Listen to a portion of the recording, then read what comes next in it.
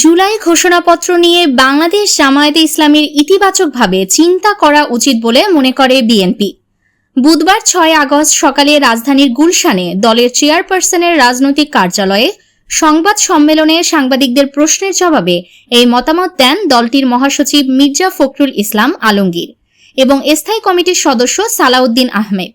মঙ্গলবার 6 আগস্ট জাতীয় সংসদের দক্ষিণ প্লাজায় ৩৬ জুলাই উদযাপন শীর্ষক অনুষ্ঠানে জুলাই ঘোষণাপত্র পাঠ করেন প্রধান উপদেষ্টা অধ্যাপক মোহাম্মদ ইউনুস।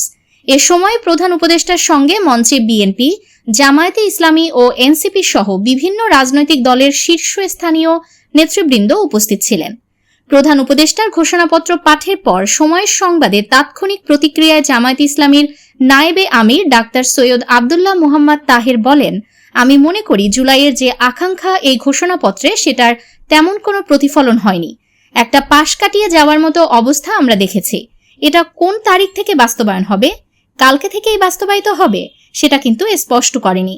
তাছাড়া আমরা এটাকে সংবিধানে প্রিয়াম্বেলে চেয়েছিলাম, সেটা হয়নি। ডক্টর তাহের আরও বলেন, ওনারা যেটা বললেন আগামী সরকার বাস্তবায়ন করবে, তাহলে বোঝা গেল এই সরকার কিছু করবে না, অথচ দায়িত্ব হচ্ছে এই সরকারের।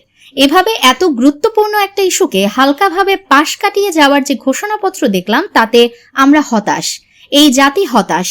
জুলাই ঘোষণাপত্র নিয়ে জামায়াতের এই প্রতিক্রিয়ার বিষয়ে বুধবার সংবাদ সম্মেলনে প্রশ্ন করা হয় মির্জা ফখরুলকে। জবাবে তিনি বলেন, হতাশ যারা হতাশ হয় তারা সারা জীবনই হতাশ থাকে।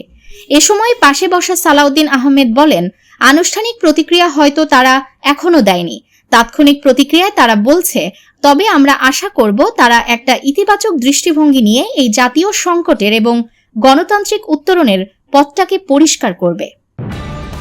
নিউজ টেক্স দৈনিক অন্যধারা।